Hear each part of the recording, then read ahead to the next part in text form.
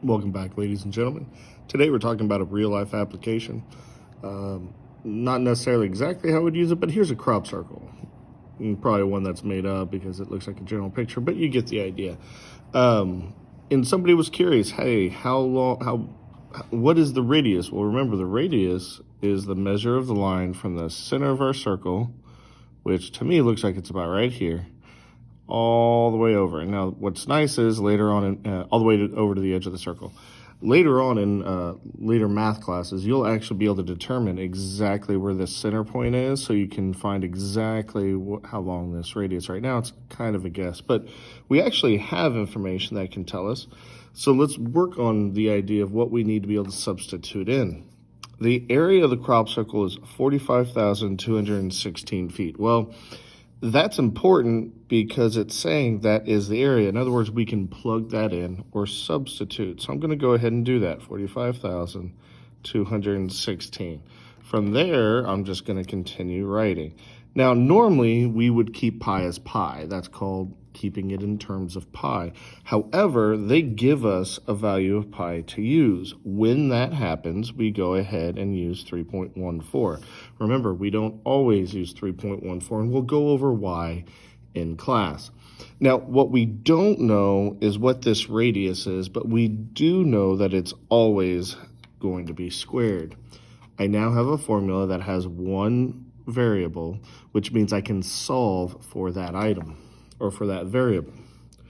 Now, if I remember my order of operations, I do things in reverse. In other words, normally I would do the exponent first, but in this case, since I'm solving for the variable, I actually undo the multiplication first.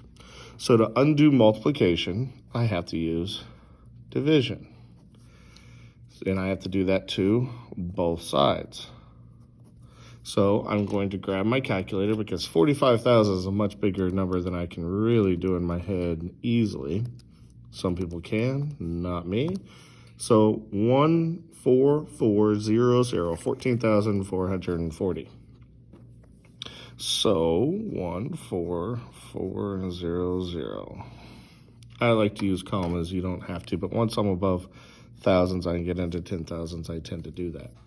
Now here I've got r squared, and now I've got to get r by itself. Because it's being squared, it's not by itself. So I'm going to go ahead and do the square root, because I remember that there's actually a 2 here, and these 2's cancel. What that's going to do is it's going to keep just the r by itself, equals, well, I've already got my answer here on my calculator. If I hit the square root,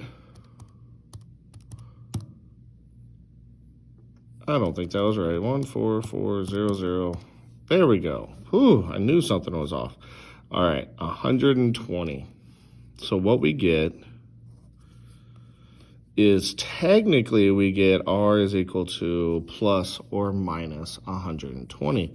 Now remember, we're talking about a length, so minus would just tell us direction, plus tells us direction. What we're really looking for is just the 120 by itself. So the radius is 120. And we come up here, and remember, this was squared, and this says squared, and we canceled that square out, so we just are left with feet. If you have any questions, make sure to get those emailed to me. Stay safe out there, guys, and we'll see you next class.